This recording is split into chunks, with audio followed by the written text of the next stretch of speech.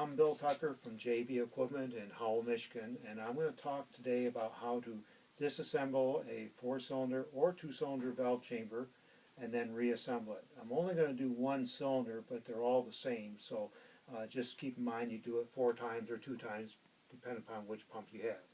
The very first thing you're going to have to do is take the 3/4 inch wrench and take the top bolt out of the clamp so you can get to the covers.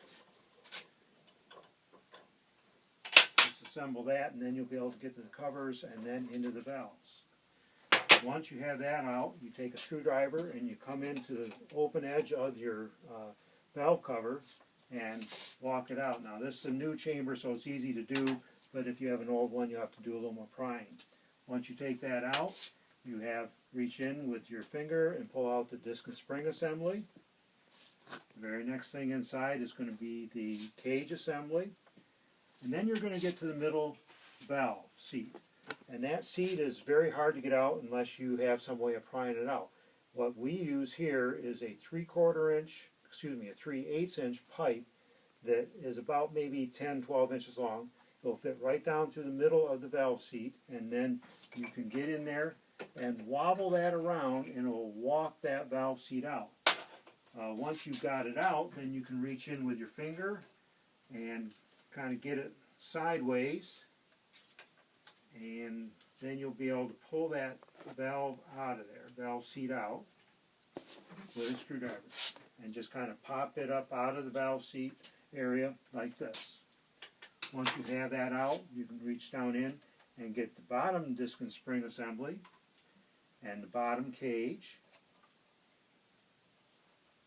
Take your little fingers and get in there and pull that up and out of there. Then you get to the bottom seat. And here with the bottom seat, I take a long flat screwdriver, reach in through the cylinder area, catch the lower lip of the valve seat, and pry it up, and then I can take that valve seat right on out of the opening here, and that's what you have. Now if you were going to be doing a rebuild, you would take then a new valves and seats out of a 5251 825 valve kit, and if you are doing a 2-cylinder pump, you'd need 1 kit because that does 2 cylinders. If you're doing a 4-cylinder like this, you would need 2 valve kits so you can have enough for all 4 cylinders. Now I'm just going to reassemble this, but you'll see what we're doing. The very first thing you would do is you would have your new valves and seats, and you would have to put an O-ring into the groove here and just kind of walk it over and get it in place. Now once you have that O-ring on there, you can take and have a little bit of oil and roll your oil onto the O-ring and get it all spread around, slide it back through the opening here where you just disassembled it.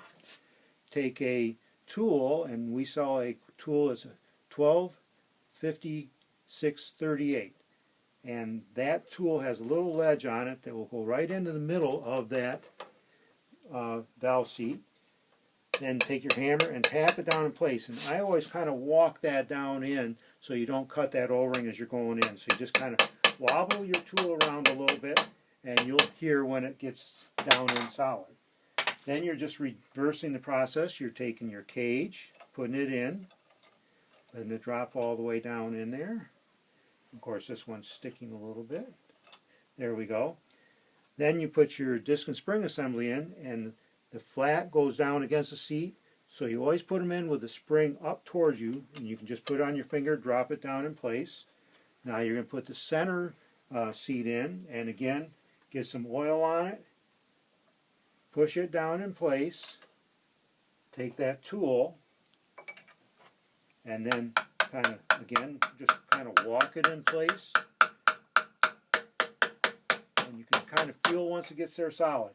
And what is happening is the cage is acting as a spacer between the 2 seats, and that's what you're going down against.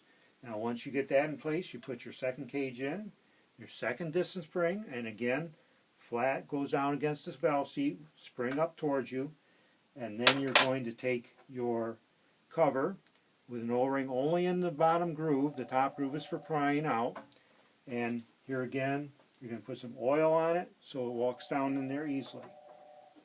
Put it down in place, start tapping it down, and again just kind of walk it in place so it doesn't cut that O-ring.